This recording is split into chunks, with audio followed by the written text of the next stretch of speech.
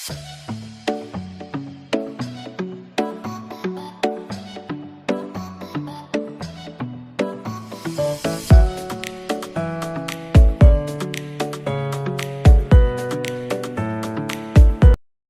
Decide అవుతాడు అనమాట. అది ఎలాంటి పక్షి అంటే మాట్లాడే పక్షి అనమాట. ఎలాంటి పక్షి? అది మాట్లాడగలుగుతుంది అనమాట. ఇంకా ఏంటంటే పాటలు కూడా పాడగలుగుతుంది అనమాట. ఎన్ని భాషలు అంటే 3 భాషల్లో మాట్లాడగలుగుతుంది, పాటలు పాడగలుగుతుంది. జనరల్గా పక్షులు మాట్లాడే భాష మనకు అర్థం కాదనమాట. అది ఒక వింత పక్షి అనమాట. చాలా అరుదుమైన పక్షి. ఆ పక్షి ఇక్కడ అసలు దొరకదనమాట. అలాంటి పక్షిని అతను $50,000 కొన్నాడనమాట. ఎన్ని డబ్బులకి? $50,000 కాదు, డాలర్స్. దాన్ని కన్వర్ట్ చేసుకుంటే కొన్ని లక్షల రూపాయలు పెట్టి ఆ పక్షిని కొన్నాడు. కొని ఏం చేశాడంటే బర్త్డే కానీ వాళ్ళ అమ్మకి పార్సల్ చేసి పంపించాడు. మంచిగా పార్సల్ చేసి పంపించాడు. వాళ్ళ అమ్మకి చెప్పలేదన్నమాట. పంపించిన తర్వాత ఆమె సర్ప్రైజ్, ఆమెది ఎలా ఉంటుందో కనుక్కోవాలని ఏం చేస్తాడంటే ఫోన్ చేస్తాడనమాట. మరుసటి రోజు ఫోన్ చేసి అడుగుతాడు, అమ్మ నేను ఒక బహుమానం పంపించా కదా, ఎలా ఉంది అని. ఏమైందో ఛాన్సర్? అటువంటి పక్షి ఎవరికైనా ఇష్టమవుతుందో ఇష్టం కాదా? ఆమె పాపం ఒక్కతే ఉంది మాట్లాడడానికి అని పంపించాడు. బోర్ కొడితే పాటలు మనకంటే ఫోన్ ఉంది, అంతా మనం సాంగ్స్ ప్లే చేసుకుంటాము. అటువంటి పక్షిని పంపిస్తే చాలా బాగుంది బాబు, చాలా టేస్టీగా ఉంది అని చెప్తారు. ఏం చేసిందామె? నువ్వు వండుకొని తినాలని వాడిని చేసి కూర చేసుకొని తినాలన్నమాట. చాలా బాగున్నాడు బాబు. ఎందుకు? ఇచ్చిన పర్పస్ వేరు, చేసుకున్న ఉద్దేశం వేరు. సో మనం కూడా చాలాసార్లు ఆ విధంగా ఉండాలనుకున్నాను. సరే, అంశంలోకి వెళ్తున్నాం కదా. లైఫ్ అంటే ఏంటి? జీవితం అంటే ఏంటి?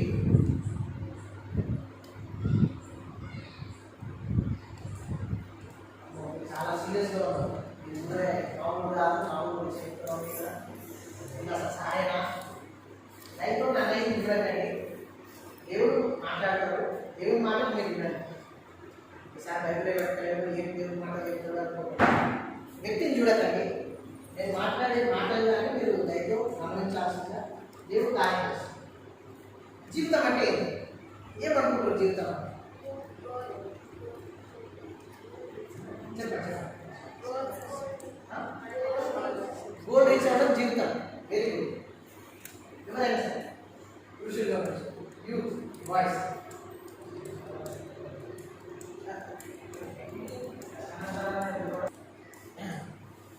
ఇంకోటి ఏంటంటే ఇక్కడ ఏం రాంగ్ ఆన్సర్ రైట్ ఆన్సర్ అంటే ఏముండదు.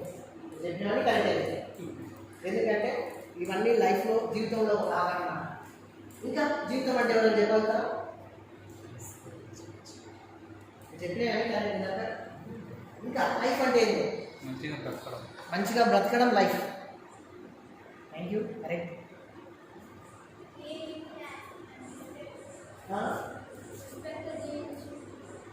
రెస్పెక్ట్గా జీవించడం. నేను ఇంతకుముందు ఇది చెప్పినప్పుడు లైఫ్ అంటే ఏందో నాకే మర్చిపోయేది అన్నమాట. అటువంటి ఆన్సర్ చెప్పడం. లైఫ్ అంటే ఎంజాయ్ చేయాలా, లైఫ్ అంటే బ్యూటిఫుల్గా ఉండాలి. సరే, జీవితం చాలా అందమైన సృజించి చాలా అందంగా ఉన్నాయి కదా. దేనికోసం అది క్రియేట్ చేసింది? సృజించింది దేనికోసం? ఎందుకోసం సృజించాడు? మీరు ఏలండి అని చెప్పాడు దేవుడు. సమస్తాన్ని ఏలండి అని చెప్పాడు అనమాట. ఇంకా కొంతమంది వ్యక్తులు జీవితం అంటే ఏదని ఏమైతే చెప్పారంటే, జీవితం అంటే నేర్చుకోవడం అని, the purpose of life is to grow, మనం ఎదగాలని. స్క్రీన్ కనిపిస్తుందా? ఇంకా జీవితం అంటే సేవ చేయాలని, జీవితం అంటే ఎప్పుడు ఇవ్వడం అని, ఇట్లా చాలామంది చాలా విషయాలు చెప్పారనమాట. ఇంకా చాలామంది చాలా ఉన్నాయి. వాటి ఈరోజు మాత్రం కొద్దిగా చూద్దాం. Life is a one time offer, use it well. మీకు ఇదేం అర్థం కాకపోయినా పర్వాలేదు, నేను చెప్తాను అనమాట. ఆఫర్ అంటే తెలుసా? ఆఫర్ చెప్పండి తినట్టు. ఒకటి కొంటే ఒకటి ఫ్రీ. Okay, very good. ఇంకా అవకాశం. జనరల్గా ఈ ఆఫర్ గురించి ఎక్కడ వింటామంటే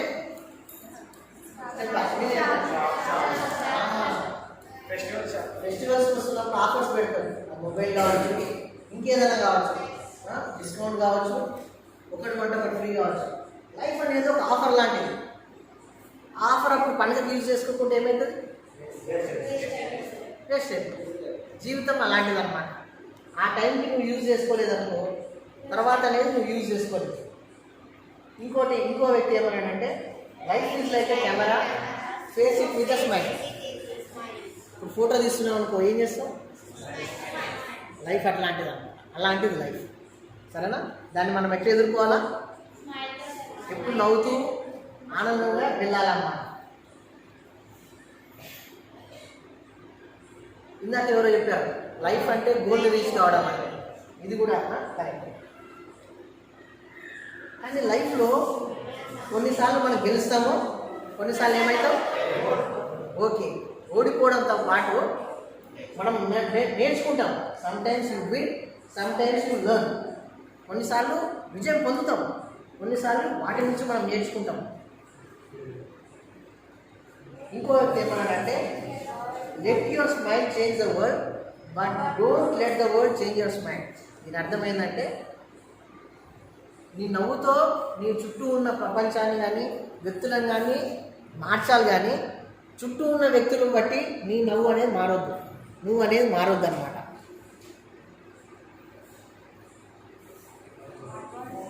what is life? What is life అంటే బీకి డీకి మధ్యలో ఉన్నదే లైఫ్ అన్నమాట. బి అంటే బర్త్, డి అంటే బీకి డీకి మధ్యలో ఏముంటుంది? ఏబిసిడీలు కానీ మనం చూసుకున్నట్టయితే సి ఉంటుంది అన్నమాట. జీవితం అంటే ఏంటంటే పుట్టుక చావుకి మధ్యలో ఉన్న జర్నీనే లైఫ్ అంటాం అన్నమాట. ఈ మధ్యలో ఏముంటుందంటే సి అనేది ఉంటుంది, చాయిస్. చాయిస్ అంటే అంతే. ఈరోజు మిమ్మల్ని సార్ వాళ్ళు ఇన్వైట్ చేసినప్పుడు, ఆహ్వానించినప్పుడు మీరు రావాలా వద్దు అనేది మీ చాయిస్, అంతే కదా. ఇప్పుడు మీరు విన్నట్టు చేయాలా చేయొద్దు అనేది మీ చాయిస్, విని విడిచిపెట్టాలా లేదనేది మీ చాయిస్. మీ చాయిస్ అన్నమాట. విని విడిచిపెడతామా లేదా? Live well and it will never go wrong.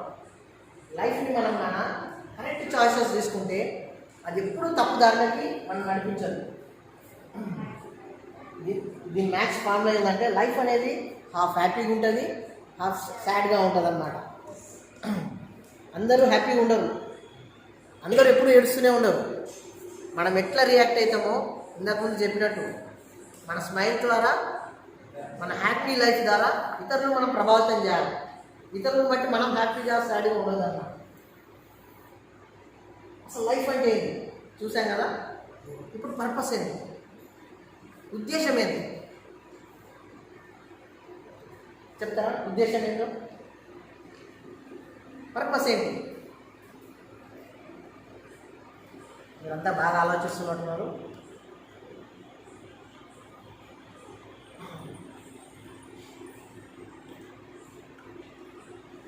ఇదేంటో చెప్పండి. ఏం చేస్తారు దాంతో? రాస్తున్నారా మీరు? ఇదేంటి? ఏం చేస్తారు దాంతో? కాంటా, పిన్నిస్. ఓకే, కూర్చుతావు. ఎవరిని? ముళ్ళు కూర్చుతారు. ఇంకా దాంతో ఉపయోగం ఉందా?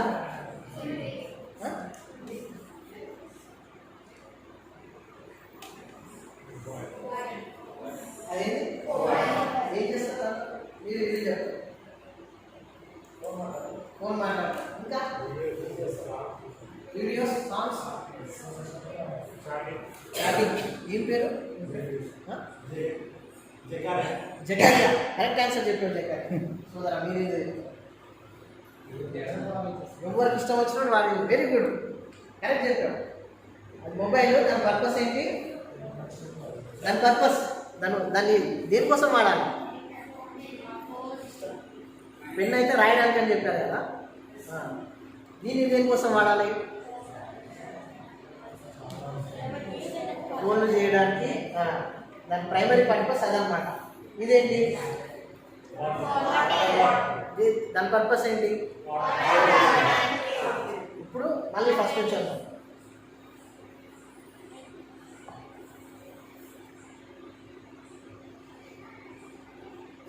ఈ పెన్ను చాలా కాస్ట్లీ పెన్ కొన్నా నేను. ఎంత కాస్ట్లీ అంటే 500 రూపాయలు పెట్టి కాస్ట్లీ పెన్, పార్కర్ పెన్ కొన్నా. కానీ అది రాస్తలేదు. చాలా చూడడానికి మంచిగా ఉంది, గోల్డ్ పెన్ను, కానీ రాస్తలేదు. దానివల్ల ఉపయోగం ఉందా? ఎంత కాస్ట్లీ పెన్ అయినా దాని ప్రైమరీ పర్పస్, దాని ఉద్దేశం ఏంది? రాయడం, దాని పని. అది రాస్తలేదంటే దానికి వాల్యూ లేదు. అది ఎంత మంచిదైనా ఉండొచ్చు, వాల్యూ లేదన్నమాట. ఇంకోటి మొబైల్.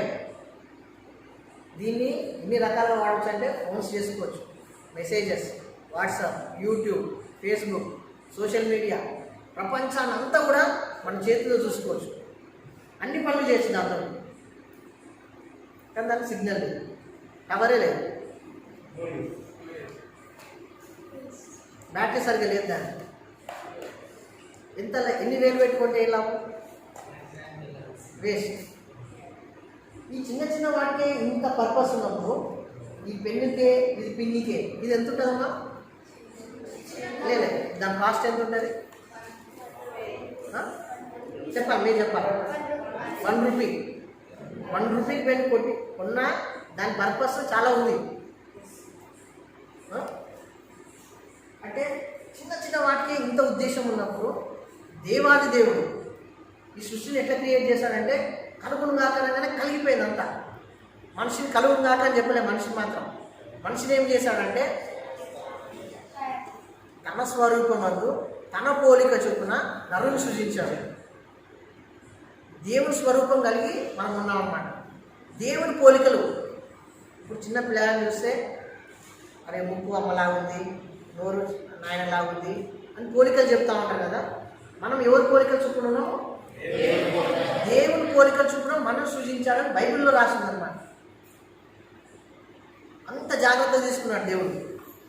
అటువంటి మనిషి ఈనాడు పర్పస్ లేకుండా జీవిస్తూ ఉన్నాడు అన్నమాట.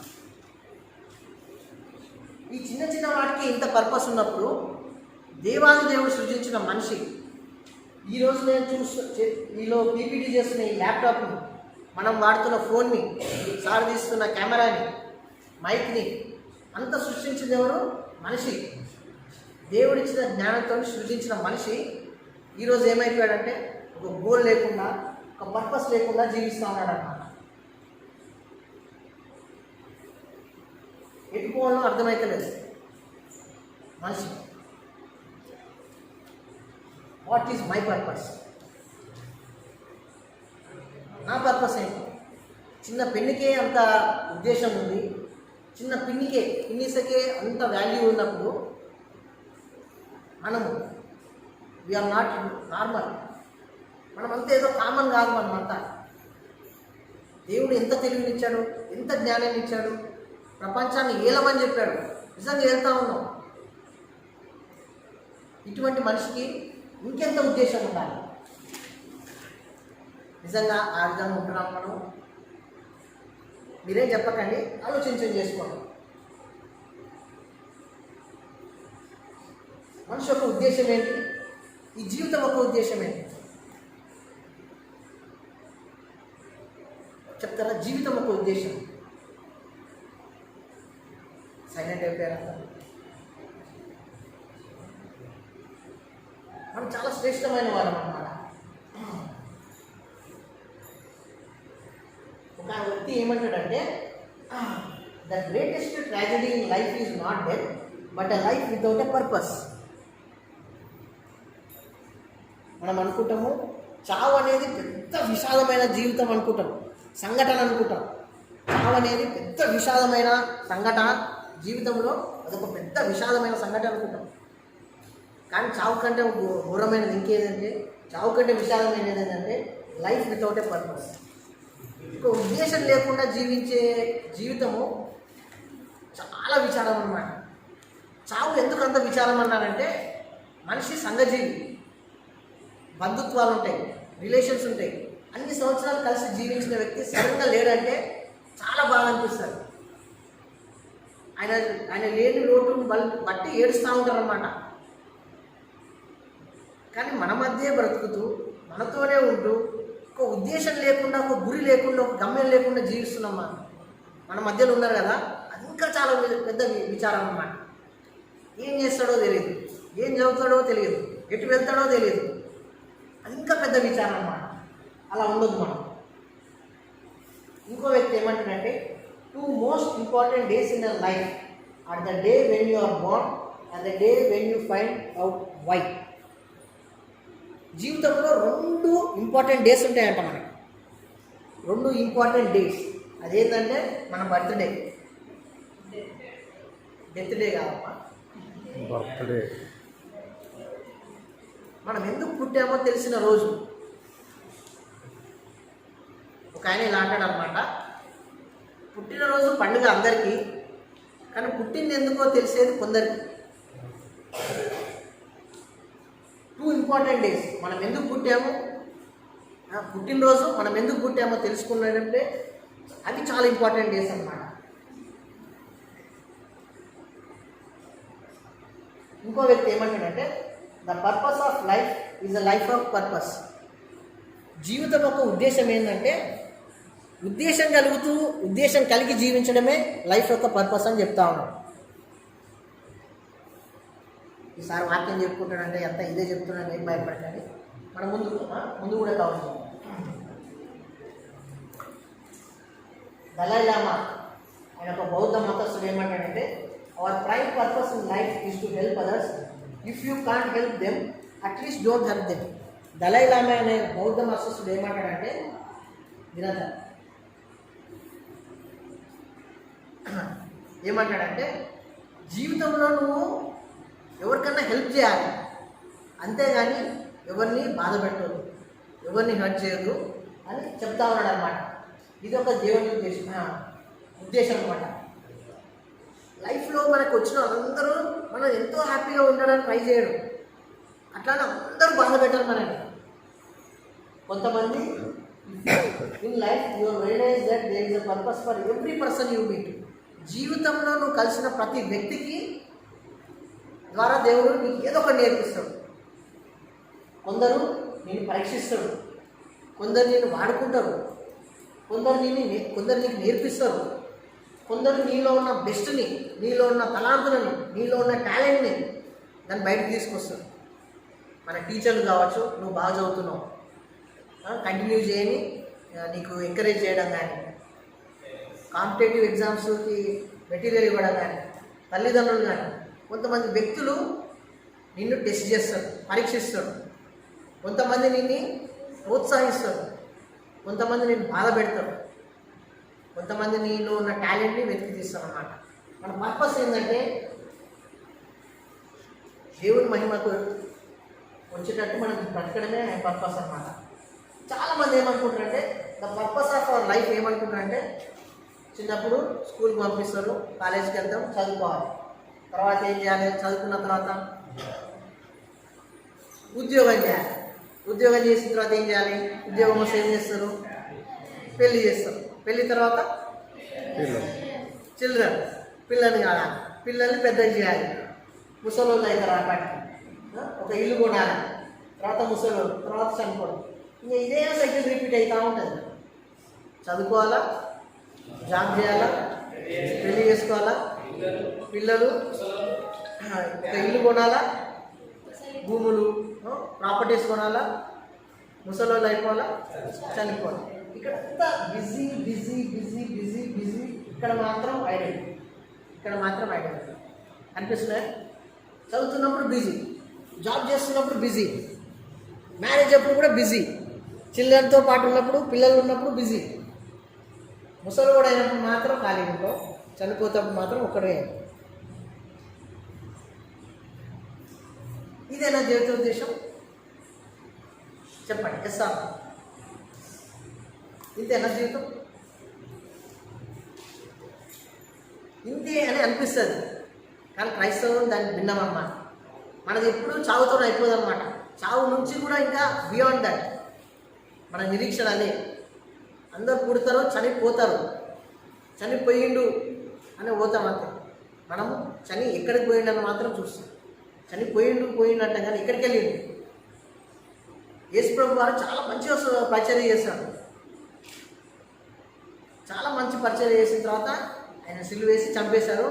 Chapter close. ఇప్పటి నుంచి పరిసయ్యులు, సంధికేయులు అందరూ రోమా ప్రభుత్వం అంతా అనుకుంటారు అనమాట, ఆయన చనిపోయాడు, ఇంకా పీడ పోయింది, ఏం జరగలే అని అనుకున్నారు. కానీ ఏమైంది, ఆయన చనిపోయిన రోజు నుంచి ఇంకా ఎక్కువ విస్తరించారు. మన నిరీక్షణ అదనమాట. చావుతో అయిపోదు, ఇంకా దాని తర్వాత కూడా ఉంటుంది అన్నమాట. లైఫ్ అనేది అప్స్ అండ్ డౌన్స్ అవుతూ ఉంటుంది. అయినా మనము దాన్ని జీవించాలి. ఇది ఎక్కడ చూస్తారు మీరు? ఈ సింబల్ హాస్పిటల్ ఎక్కడ చూస్తారు?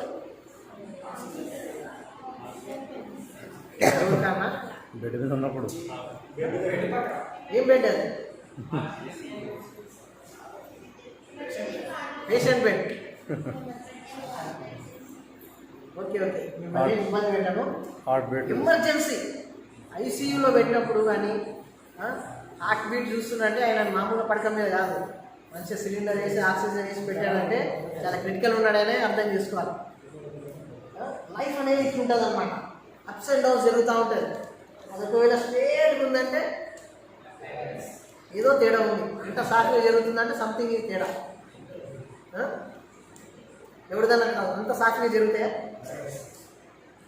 ఎవరి స్థాయి తగ్గట్టు వాళ్ళకు ఉంటాయి. ఈ చిన్న బాబుకి తగ్గట్టు ఈ చిన్న బాబుకి, యవనస్తులకి, సార్ ఏజ్ వాళ్ళకి, ముసలోళ్ళకి కూడా ఎవరి స్థాయి తగ్గట్టు వాళ్ళకి అప్స్ అండ్ డౌన్స్ అనేవి ఉంటాయి అన్నమాట. ఇంత గొప్పగా సృజించిన మానవుడు ఈరోజు ఏమైపోయాడంటే చిక్కుకుపోయాడు అన్నమాట. దేంట్లో చిక్కుకుపోయాడు? ఇక్కడ చూడండి, ఇక్కడ ఏం కనిపిస్తుంది? ఇక్కడ నువ్వు, యూ అంటే నేను, మీరు. దేంట్లో చిక్కుపోయాడు? ఇవన్నీ ఏంటి? యాప్స్కి ఏదో కనెక్షన్ ఉంది చూడండి. ఇక్కడ స్పైడర్, వల, వెరీ గుడ్.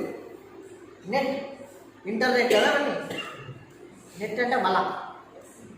మనం అనుకుంటాము, నేను మొన్న ఒకటి మెసేజ్ చూశాను, టైం ఎంత అయిందో చూద్దామని తీసాడంట. అన్నీ చూశాడు కానీ టైం మాత్రం చూడడం మర్చిపోయాడు. ఎంతసేపు లేదు చూద్దామని ఓపెన్ చేస్తాడు, పోయింటుంది, అది అట్లే పోయింటుంది. ఎందుకు ఎంతసేపు అయింటుంది? మెసేజ్ ఉంటే ఇట్లా చూసి ఇట్లా పెట్టాలి. యాక్చువల్గా చూస్తా పోతాడు అనమాట. ఎందుకంటే అది వల. ఆ వలలో చిక్కుకున్నాక బయటకు రావడం అంత ఈజీ కాదన్నమాట. మనిషి అట్లా అయిపోయాడు అనమాట.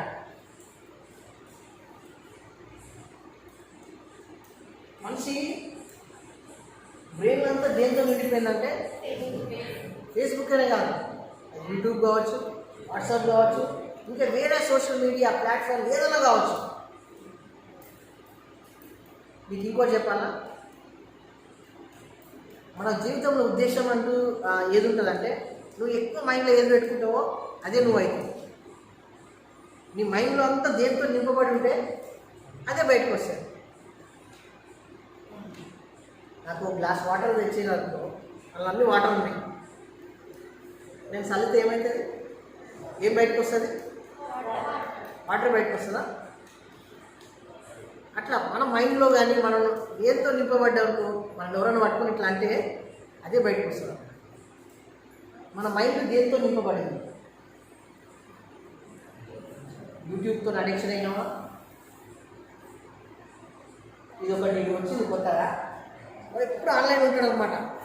ఈవెన్ మంగళ షాప్కి పోయినా కూడా, బార్బర్ షాప్ పోయినా తల దించుకొని ఉన్నారు కదా, ఆ టైం వేస్ట్ చేయడం ఇష్టం లేక ఇట్లా డిజైన్ చేసుకున్నాడు. అది బటన్ ఇట్లా పెట్టుకొని కూడా ఇట్లా చూసుకొని,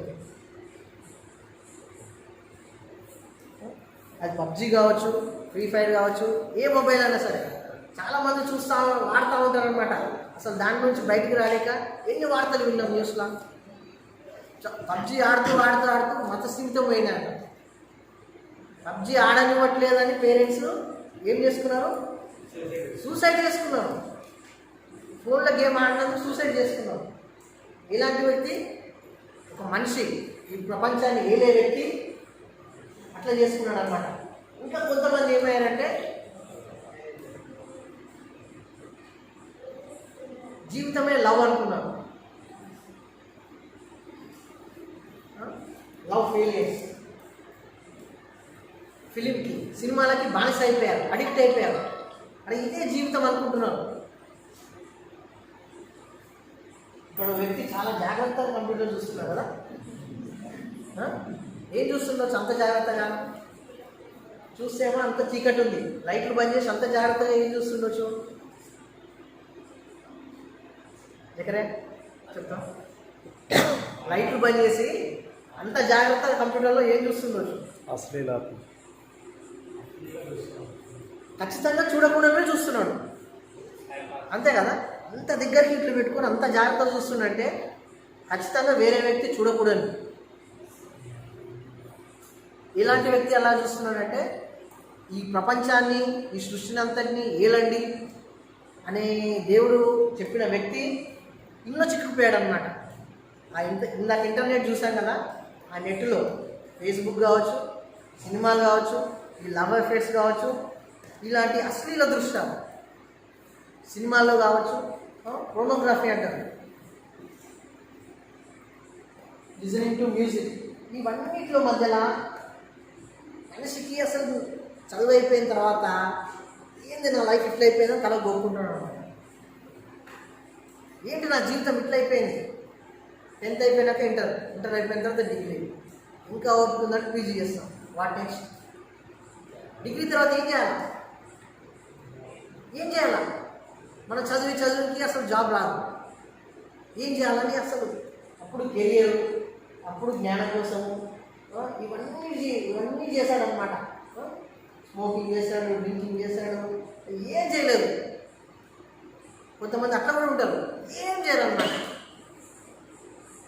కొన్ని అన్నీ చేస్తాడు, డబ్బు సంపాదించాడా, ఏంది అసలు ఏమైపోయిందో అసలు ఏం అంత పట్టదన్నమాట. చదువు అయితే అయిపోయింటాయి, ఏం చేయాలో అర్థం కాదు. చదువుకొని పని చేయలేదు అంటే ఇటువంటి ఊళ్ళో వచ్చి పని మాట అనిపిస్తుంది. ఏం చేయాలి?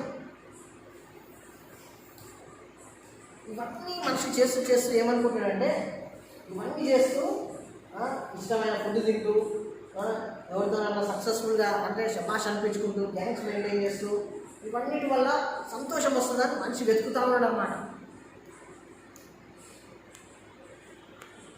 కానీ ఆ మనిషికి చదువులో కానీ, ఫ్యాషన్ కానీ, సోషల్ మీడియా ద్వారా కానీ, బాయ్ ఫ్రెండ్స్ మెయింటైన్ చేస్తూ, గర్ల్ ఫ్రెండ్స్ మెయింటైన్ చేస్తూ, ఎప్పుడు వాట్సాప్లో ఉంటూ క్రాకింగ్ జోక్స్ నలుగురితో సరదాగా ఉంటూ ఇవన్నిటి ద్వారా ఆనందాన్ని వెతుకుతూ ఉన్నాడు అన్నమాట. కానీ ఆనందం అనేది ఆయనకు వస్తుందా? మీరంతా సీరియస్గా ఉన్నారు, ఇంకొక ఇది కాకుండా వేరే చెప్తాయి, సరేనా? తీసుకొని పెట్టుకున్నాడు. పెన్సిల్ నెక్స్ట్ డే ఏమవుతుందంటే పెన్సిల్ పోయినప్పుడు అంటారు కదా, నాకు పోయింది ఏం వస్తుంది, నాకు పోయింది టీచర్ అని వస్తుంది. ఏం చేస్తాడు పిల్లగాడు? టీచర్ అడుగుతుంది అన్నమాట, ఎవరైనా పెన్సిల్ తీసారా అని అంటుంటారు. ఈ బాబు తీశాడు కదా, చెప్తాడా నేను తీసానని చెప్తాడా? ఏం చేస్తాడు? స్నాప్ పెట్టుకుంటాడు. టీచర్ వచ్చి అడుగుతుంది, ఒక్కొక్కరిని అడుగుతుంది, అయినా చెప్పడు. ఇప్పుడు నా క్వశ్చన్ ఏంటంటే ఆ చిన్న పిల్లగానికి పెన్సిల్ తీసుకోవాలని ఎవరు చెప్పారు? పెన్సిల్ దాపెట్టుకోవాలని ఎవరు చెప్పారు? చూసి నేర్చుకున్నాడు, అప్పుడప్పుడే వెళ్తున్నాడు స్కూల్కి, అప్పుడప్పుడే వెళ్తున్నాడు. టీచర్ చెప్తే, టీచర్ అడిగితే అబద్ధం చెప్పమని ఎవరు చెప్పారు? అమ్మ నాన్న చెప్పాడు కదా, స్కూల్కి వెళ్ళి పాపం అంటే దోదనం కూడా తెలుస్తుంది. బాబు చేసింది ఏంటి?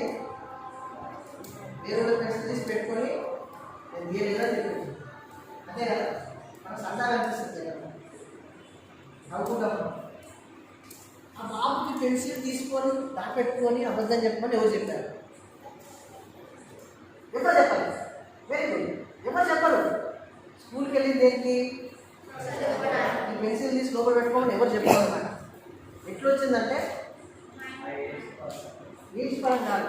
చిన్నప్పుడు పెన్సిల్ తీశారు, పెద్ద అయిపోయి ఇంకో కొంచెం పెద్ద పెద్ద తీశారు. అదే లేదా అందులో ఉన్న పాప స్వభావమే అలా చేసిందన్నమాట. ఆ చిన్న బాబులో ఉన్న పాప స్వభావం ఏందన్న పాప కూడా అంత చిన్న పిల్లగాడు అట్లా చేసిందంటే మనిషి అంతే అన్నమాట. మనిషి పాట చిన్న పిల్లవాడు మొదలుకొని పెద్ద వాళ్ళ వరకు వాడంతా పాపలో ఉంటారు.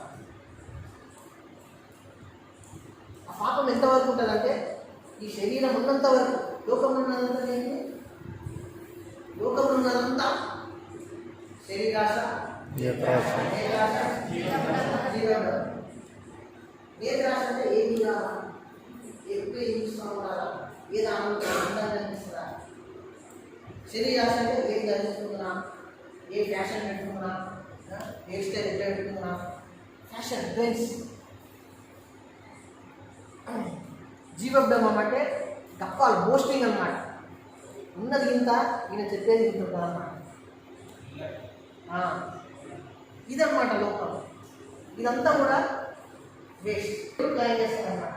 మనం ప్లాన్ చేసుకోము. మనం అబ్బాయి కావాలని ఆశపడతాం, ఇంకో చూపు పెట్టుకోవచ్చు. కానీ దేవుడు ప్రణాళికలో ఉంటుంది.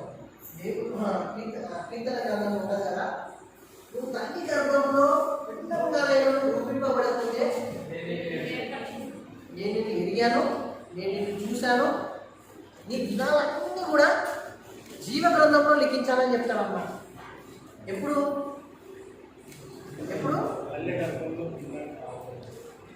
గర్భంలో పిండంగా రూపింపబడకపోతే ఇంత పిండం ఎంత ఉంటుంది. అది 3 నెలల తర్వాత ఫామ్ అవుతుంది. 9 నెలలకి జనరల్గా బయటకు వస్తుంది. ఇంత చిన్నగా, చిన్న చుక్క, ఇంగ్లీష్లో ఐ లెటర్ ఉంటుంది కదా, ఐకి పైన చుక్క ఉంటుంది కదా, అంత చుక్క ఉన్నప్పుడు కూడా దేవుడు మనల్ని చూశారు. మన దినాలన్నీ కూడా అలాంటి పీటర్ ఎన్ని రోజులు ఈ భూమి పైన ఉంటాడు, ఏమేమి చేస్తాడు, అన్నీ కూడా దేవుడు తెలుసు. తెలిసినా దేవుడు మారని ప్రేమతో మనము తెలిసి తెలియని ప్రార్థన చేసినా దేవుడు వింటున్నాడు. దేవుడు ఏం చేసినా యాక్సిడెంట్గా ఏది చేయడు. అరే పొరపాటు అయిపోయింది, వీళ్ళు ఇంకొంచెం బాగా చేసేది ఉంది, ఇంకొంచెం జర అందాన్ని ఇచ్చేది ఉంది. దేవుడు పొరపాటు ఎక్కడ చేయడం అనమాట. దేవుడు ఏది చేసినా బ్యూటిఫుల్గా ఉంటుంది, పర్ఫెక్ట్గా ఉంటుంది. ఎందుకు పర్ఫెక్ట్గా ఉంటుంది అంటే మన దేవుడు అలాంటి వాడు కాబట్టి. Hour God is perfect. Every planning, every animal was planned by God, every person was design with the purpose in his mind. ఈ భూమిపై ఉన్న ప్రతిదీ ఆయన చేతులతో ఆయన కోసం సృజించబడ్డదన్నమాట. ఒకనొక టైంలో మన ఇండియా నేషనల్ గేమ్ ఏంటి? హాకీ. మీరేమని చెప్తారా? ఏ గేమ్ అనేది ఇండియా మన జాతీయ క్రీడ హాకీ. హాకీ ఆడేది చూసారా? చూసారు కదా. ఒక హాకీ మ్యాచ్ జరుగుతూ ఉందన్నమాట. హాకీ మ్యాచ్లో ప్లేయర్స్ ఇటు సైడ్ 11 ఉన్నారు, ఇటు సైడ్ 11 ఉన్నారు. ఆడుతూ పోతున్నారు. జనాలు మంచిగా కొడుతూ ఉన్నారు. కానీ టైం అయిపోయింది, ఇక్కడ అసలు గెలుస్తూనే లేదు. ఎంతసేపు పోటీగా కొడుతూ ఉన్నారు కానీ అయినా మ్యాచ్ అయిపోతలేదు. ఎందుకు అయిండొచ్చు?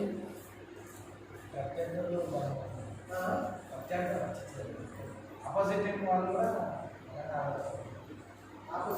కూడా బాగా ఆడుతూ ఉన్నారు. ఇంకా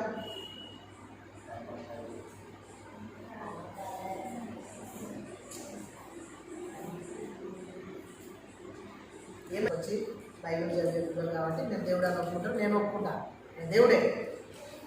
అన్యులని వేరే వాళ్ళని పోయి యేసు ప్రభు దేవుడా దయమంటే ఏం చెప్తాడు? దయమంటాడా?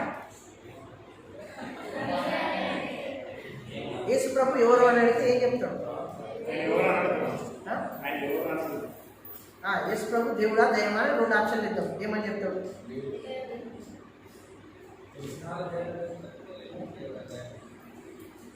వాళ్ళేమి ఆన్సర్ చెప్తారు?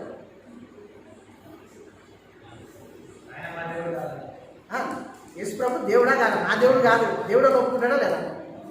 వాళ్ళ దేవుడు అని ఒప్పుకుంటారా? ఒప్పుకుంటారా? ఆయన అసలు ఒప్పుకోరు. దేవుడు అని ఒప్పుకోరు. సోదరా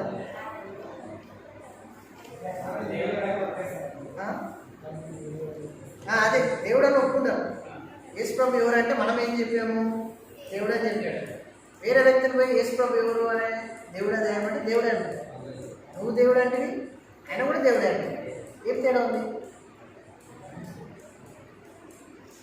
నువ్వు ఆదివారం బైబిల్ పట్టుకొని చర్చికి వస్తూ పాటలు పాడుతూ బైబిల్ చదువుకుంటూ నువ్వు దేవుడే అండి. ఆయన ఆదివారం రాడు, బైబిల్ చదవడు, ప్రార్థన రాడు, ఆయన కూడా దేవుడే అండి. అంతేనా? ఎవరికి ఆయన దూరంగా ఉండువాడు కాదు. మనల్ని ఎందుకు సృజించాడంటే ఒకవేళ మనము ఆయనని అనుకుంటామేమో, అడుగులాడి అనుకుంటామేమో అని ఆయనను మనం సృజించాడన్నమాట. ఇంకొకరు ప్రకటన గ్రంథము 3వ అధ్యాయం 21వ వచనం. ప్రకటన గ్రంథము 3వ అధ్యాయం 20వ వచనం. ఇదిగో ఇదిగో నేను తలుపునొద్ద నిల్చుండి తట్టుచున్నాను. ఎవడైనను నా స్వరం విని తలుపు తీసిన ఎడల నేను అతని యొద్దకు వచ్చి అతనితో నేనును నాతో కూడా అతడును భోజనం చేయదు. నేను చేయించి ఏం చెప్తున్నాడంటే, నేను తలుపునొద్ద నిల్చొని తడుతున్నాను. ఎవరైనా సరే నా స్వరం విని తలుపు తీసి నన్ను ఆహ్వానిస్తే నేను నీ దగ్గరకు వస్తా. ఎవరు వస్తారు? యేసు ప్రభు వారు వచ్చి మనతో కూడా భోజనం చేస్తాం. యోహాను సువార్త 15వ అధ్యాయం 7వ వచనం. Last verse. యోహాను సువార్త 15వ అధ్యాయము 7వ వచనం. నా యందు మీరును నీ యందు నా మాటలను నిలిచి ఉండిన ఎడలా మీకేది ఇష్టమో అడుగుడి, అది మీకు అనుగ్రహింపబడు. చాలు, మీరు బహుగా ఫలించడం వలన నా తండ్రి మహిమపరచబడు. యోహాను సువార్త 15వ అధ్యాయం 7-8 వచనాలు. ఏమని ఉంటుందంటే, మీ యందు నా యందు మీరును మీ యందు నా మాటలు నిలిచినట్లా మీకు ఏది ఇష్టమో అదండి. మీకేమి ఇష్టము? మీకు ఏది ఇష్టమో అయితే వాళ్ళందరినీ చెప్పలేదు. కండిషన్ ఏం పెట్టాడంటే, ఏ వాగ్దానం అయినా సరే దానికి ముందర కండిషన్ ఉంటుంది. అది చేస్తేనే ఆ వాగ్దానం. నా యందు నీ మాటలు, దేవుని యందు మనము, మన యందు దేవుని మాటలు ఉన్నాయడలా ఇంకేది ఇష్టమో అది అడగండి అని చెప్తున్నాం. అప్పుడు ఏం చేస్తాడంట? ఇస్తానన్నాడు, ఇవ్వనుకున్నాం. నమ్ముతారా? అది బైబిల్ అంతా సత్యమైనది, దాన్ని మనం నమ్మాలి. దేవుడు మాట ఇచ్చి తప్పేవాడు కాదు. బైబిల్ ప్రింటింగ్ మిస్టేక్ అనేది ఏది లేదన్నమాట. బైబిల్ సత్యం. ఎందుకంటే మన దేవుడు సత్యం. Thank you. మీరు చాలా ఓపికగా నాది విన్నారు. దయచేసి కళ్ళు మూసుకోండి. ఒక 2 నిమిషాలు కళ్ళు మూసుకోండి. మీ పెన్స్, బుక్స్ ఏమైనా ఉంటే అన్నీ క్లోజ్ చేసేసేయండి.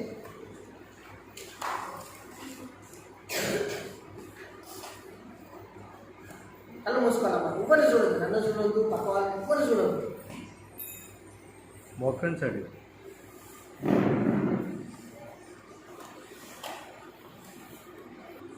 ఆప్షన్ వినాలా అన్నదా? నీ చాయిస్. దేవుడు చెప్తున్నాడు కదా, మీ నేను తలుపు వద్ద నిల్చొని నీ హృదయం అన్న తలుపు తడుతా ఉన్నాడు.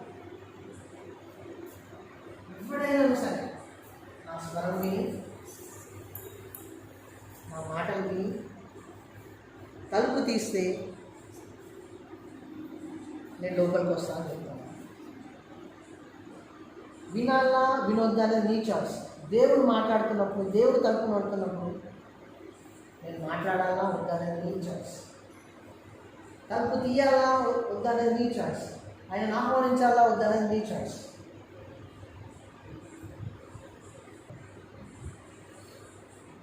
ఇంతసేపు జీవితం ఒక ఉద్దేశం చూసాం కదా. చిన్న పెన్నుకే అంత వాల్యూ ఉన్నప్పుడు, చిన్న పిన్నీసకే అంత వాల్యూ ఉన్నప్పుడు, ఒక వాటర్ బాటిల్కి, ఒక ఫోన్కి అంత వాల్యూ ఉన్నప్పుడు